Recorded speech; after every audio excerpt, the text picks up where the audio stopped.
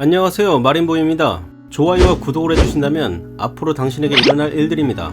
친구들과의 술자리에서 무심결에 내뱉은 나의 한마디에 허걱! 저거 언제부터 저렇게 유식했었지?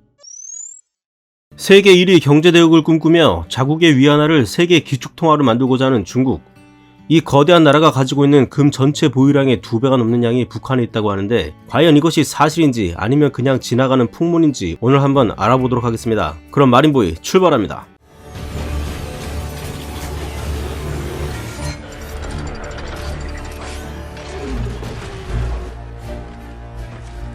우리는 북한을 얼마나 아는가? 여러분이 알고 있는 북한 정보 어느 정도 확신하십니까?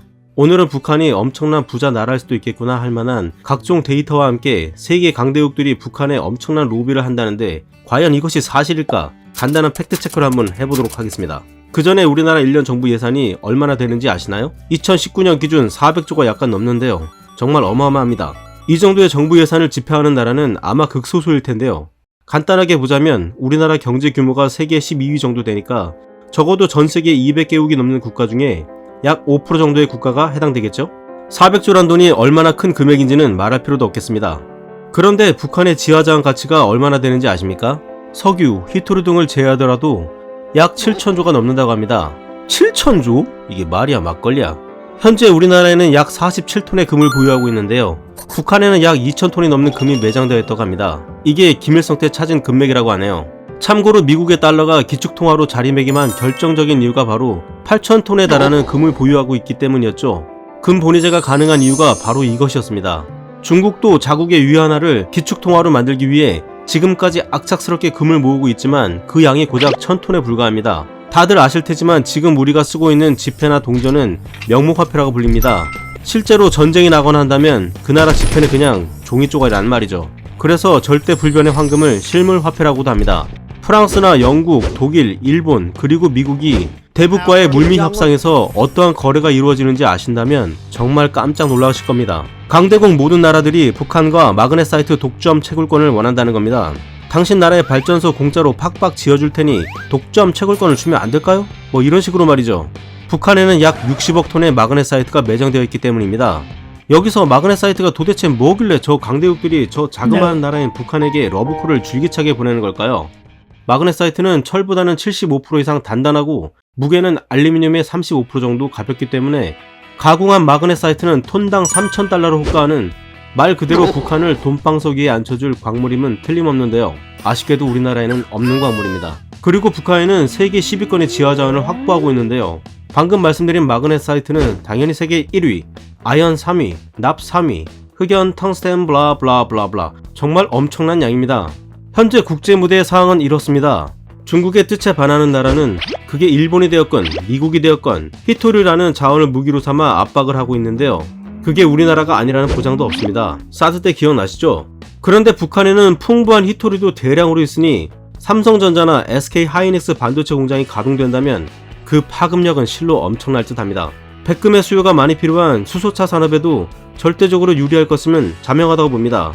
섬나라 일본의 반도체 산업과 미래 자동차 산업은 바닷속으로 수장될 것이 훤히 보이네요. 사요나라 아베 꼴통상. 그런데 여기서 큰 의문이 생기는데요. 저 많은 지하자원을 북한은 왜? 도대체 왜? 도대체 왜 꽁꽁 싸고만 있을까? 채굴 기술이 없어서? 아니지. 쟤네 땅굴 엄청 잘 파는데. 아니면 아까워서? 그럴 수도. 그것도 아니면 숙성 중인가? 뭐 된장이야 뭐야. 북한의 경제 전략은 성장 중심이 아닌 자급자족을 목표로 하고 있습니다. 이게 제일 큰 이유기도 하죠. 즉 지하자원도 내수에 필요한 만큼만 채굴하고 수출 목적으로는 되도록 지향을 한다고 하네요. 미국의 경제 봉쇄가 언제까지 이어질지 모르는 북한 입장에서는 자국의 자원을 효율적으로 오래오래 사용하는 게 가장 효과적이라고 판단한 게 맞을 듯 합니다. 왜냐? 금이다 은이다 이것저것 다 팔아먹었는데 그때까지 미국의 경제 봉쇄가 이어지고 있다면 북한은 자멸할 수도 있기 때문이죠. 이렇듯 세계 강대국들이 뒤로는 북에서 단물을 빨아먹을 생각만 하고 있는데요. 이에 우리나라도 SOC 투자 계획을 수립 중인 걸로 파악됩니다. 북측과 SOC 투자가 본격적으로 이루어진다면 80년대 중동 특수의 수백 배의 시장이 남한과 북한에 열리게 되는 것입니다. 청년들 일자리 없다고 난리인데 일자리 창출에 큰 기여를 할 듯 하네요.